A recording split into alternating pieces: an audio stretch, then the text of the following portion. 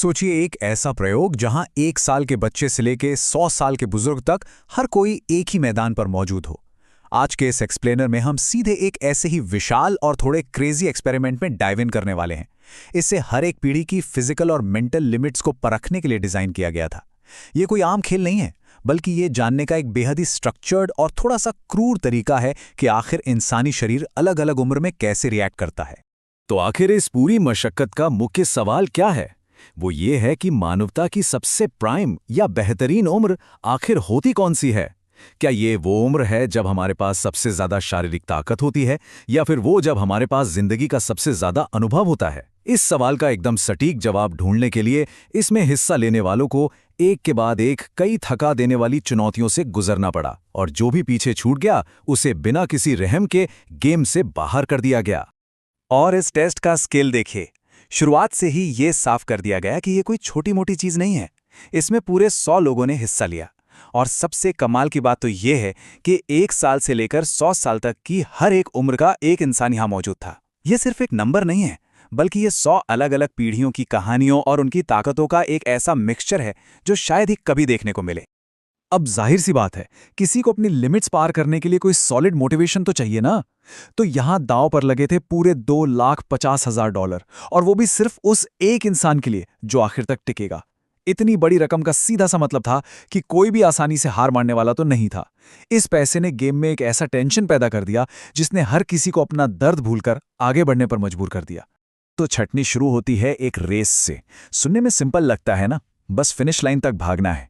लेकिन ट्विस्ट ये था कि आपको सबसे तेज नहीं भागना था, बल्कि सिर्फ अपने ही दशक के लोगों को हराना था। मतलब 20 से 30 साल वालों का मुकाबला सिर्फ अपने ग्रुप से था। हर दशक से जो पहले 5 लोग फिनिश लाइन पार करेंगे वो आगे बढ़ेंगे, और आखिरी 5 तुरंत बाहर। एक ही झटके में 100 लोगों की भीड़ आधी रह गई।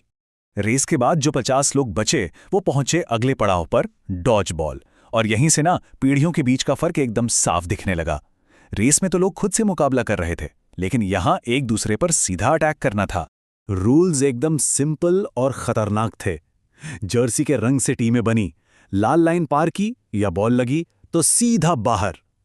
जैसे ही गेम शुरू हुआ, मैदान पर पूरी तरह से अफरा तफरी मच गई। जो टीनेजर्स और यंग अडल्ट्स थे, उन्होंने अपनी एनर्जी का फायदा उठाया और बिना किसी दया के उम्र दराज लोगों को निशाना बनाना शुरू कर दिया। ये गेम अब पूरी तरह से एक क्रूर रणनीति बन चुका था।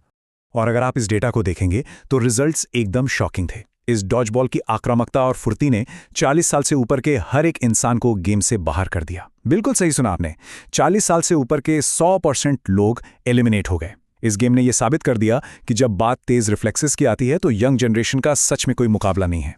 इस भारी छटनी के बाद गेम एकदम से पलट जाता है। अब सामने थी डंक टैंक्स और टीम वर्क की चुनौती।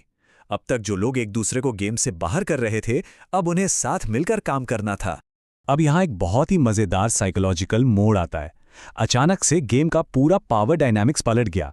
जो 5 सबसे कम उम्र के बच्चे और टीनेजर्स बचे थे, उन्हें टीम का कैप्टन बना दिया गया। अब ये बच्चे तय कर रहे थे कि वो किन वयस्कों को अपनी टीम में चुनेंगे। बड़े बड़े अडल्ट्स अब इन बच्चों पर निर्भर थे कि वो उन्हें गेम में बनाए रखें। और इन नई टीमों को जो टास्क मिला वो कोई बच्चों का खेल नहीं था। तीरंदाजी से लेकर अपने ही साथी को पानी के टैंक में गिराकर सीढ़ी के डंडे निकालना और फिर उसे तेजी से बनाना।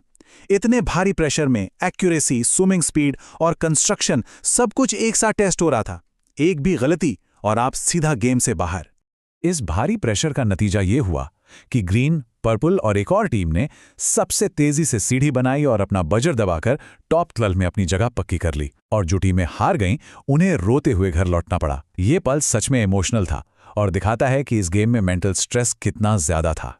अब जो टॉप 12 लोग बचे, उन्हें एक ऐसी जगह लाया गया जो किसी ने सोची भी नहीं थी।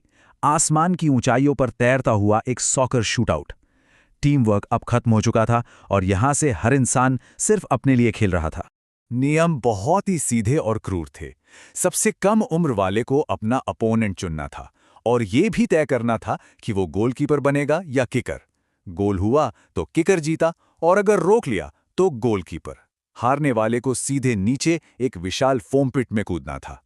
ये फॉर्मेट इतना ब्रूटल था कि 6 साल की एक छोटी बच्ची का शॉट आसानी से रोक दिया गया और वो हार गई। जरा सोचिए, इतने बड़े इनाम के सामने इंसान कैसे बदल जाता है। मैच से पहले एक वयस्क प्रतियोगी ने कैमरे पर साफ कह दिया, पैसे के लिए मैं उसे बाहर कर दूंगा। जब दांव पर इतना पैसा हो तो सारी सहानुभूति गायब हो जाती है।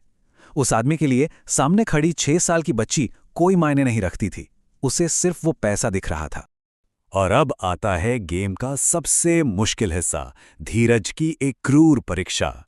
जब सिर्फ 6 लोग बचे तो उनकी शारीरिक और मानसिक सहन शक्ति का असली इम्तिहान शुरू हुआ। ये अब फुर्ती का गेम नहीं था, ये इस बात का टेस्ट था कि कौन दर्द को सबसे ज्यादा देर तक बर्दाश्त कर सकता है। ये टेस्ट एकदम फेयर था। हर किसी को एक रस्सी पकड़नी थी जिससे उनके खुद के शरीर के वजन का ठीक 10% हिस्सा लटका हुआ था, और हर 5 मिनट में ये वजन 10% और बढ़ जाता था।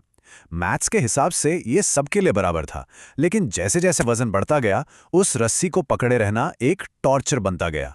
लेकिन रुकिए, दर्द के साथ साथ दिमागी खेल भी तो खेलना था ना। स्पॉन्सर्स की तरफ से बीच बीच में ऐसे ऑफर्स आने लगे कि जो भी अपनी रस्सी छोड़ देगा उसे एक बिल्कुल नई टेस्ला कार मिलेगी या फिर हजारों डॉलर के रेयर आइटम्स मिलेंगे। दर्द सहना एक बात है, लेकिन एक मुफ्त कार के लालच को छोड़कर दर्द सहना वो एकदम अलग लेवल की बात है। और जैसे जैसे बड़े बड़े लोग इस लालच और दर्द के आगे घुटने टेकते गए, गेम में एक ऐसा मोमेंट आया जिसे सुनकर आप तंग रह जाएंगे। उस 7 साल के बच्चे ने अपनी पूरी ताकत से रस्सी पकड़े हुए चिल्लाकर कहा, मैं 7 साल का हूं और 3 बड़े आदमियों के खिलाफ हूं। यह सिर्फ उसकी फिजिकल स्ट्रेंथ नहीं थी, ये उस छोटे से बच्चे के गजब के विल पावर का सबूत था। और आखिर में आ गया वो पल जिसका सबको इंतजार था, सबसे बड़ा और अंतिम मुकाबला। एक एक करके सारे वयस्कों ने हार मान ली और वो 100 लोगों की भीड़ सिर्फ 2 लोगों में सिमट गई। एक पूरा स्टेडियम खचाखच भरा था और सबकी नजरें बस इन 2 लोगों पर थीं। जरा इस सिचुएशन को इमेजिन कीजिए। एक तरफ है एक 28 साल का आदमी जो अपनी फिजिकल पीक पर है, जिसने सारे टास्क डोमिनेट किए हैं और जो अपनी पत्नी का स्टूडेंट लोन चुकाने के लिए खेल रहा है। और दूसरी तरफ है एक 7 साल का बच्चा जिसने 98 लोगों को पछाड़ दिया है और जो पूरे स्टेडियम का फेवरेट बन चुका है। एकदम क्रेजी।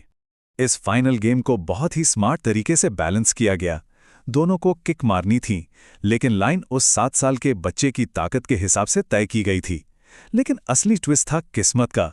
शॉट मारने के बाद उन्हें 10 में से 1 ब्रीफकेस चुनना था। 9 खाली थे और सिर्फ 1 में इनाम था। इसने गेम में टैलेंट के साथ साथ किस्मत का ऐसा तड़का लगाया कि सबकी धड़कनें रुक गईं। पूरा स्टेडियम उस छोटे से अंडरडॉग को चीयर कर रहा था, लेकिन किस्मत के इस खेल में बाजी मारी उस 28 साल के प्रतियोगी ने। उसने सही ब्रीफकेस चुना और $2.5 लाख का ग्रैंड प्राइज जीत लिया। हालांकि वो 7 साल का बच्चा भी खाली हाथ नहीं गया। उसकी कमाल की परफॉर्मेंस के लिए उसे $10,000 मिले। क्या शानदार रन था। तो इस पूरे एक्सप्लेनर से हमने क्या सीखा? 28 साल के उस विजेता ने ये तो साबित कर दिया कि शायद वो उम्र शारीरिक रूप से इंसान का प्राइम होती है, लेकिन उस 7 साल के बच्चे के उस अटूट हौसले ने एक बहुत बड़ा सवाल खड़ा कर दिया है। अगर हमारी बॉडी 28 की उम्र में अपने पीक पर होती है, तो हमारा विल पावर, हमारी इच्छा शक्ति किस उम्र में अपने पीक पर पहुंचती है? क्या मानसिक ताकत की सच में कोई उम्र होती है? जरा इस बारे में सोचिएगा। आज के लिए बस इतना है।